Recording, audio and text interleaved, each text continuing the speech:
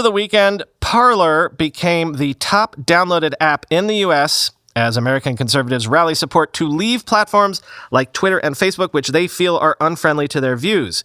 I believe we talked about this at one point on the listener call-in episode this weekend. I pointed out that for all the ways we have been polarized and exist in bubbles that don't overlap, one day down the road, we might marvel at the fact that for so very long, we were, to a large degree, all arguing in the same place on the same shared platforms.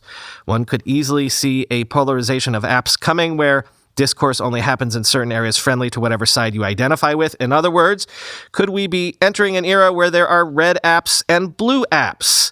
Quoting the Washington Examiner. The media and anti-Trump lunatics have awakened a sleeping giant. We gave a collective middle finger to the tech tyrants as Parler remains the #1 most downloaded app in the world. Thank you, end quote. That was conservative commentator Dan Bongino Sunday morning. Parler is in the top spot for most popular free apps on Apple as of Sunday morning, beating out TikTok and YouTube.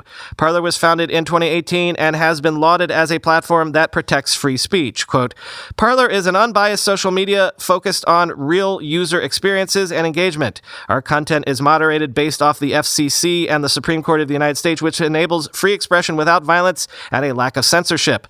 Parler never shares your personal data, the platform's description reads.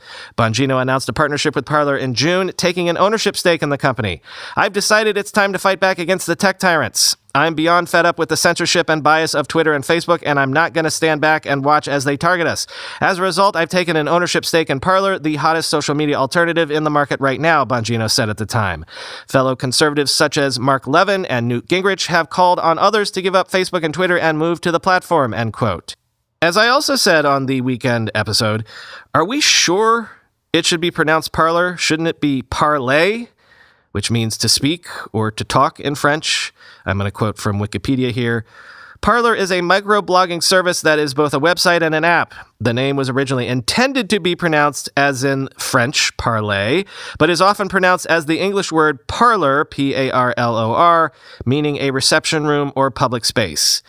Just saying, if it's a free speech platform, Parler kind of works perfectly so long as you can handle it being a French word, I guess.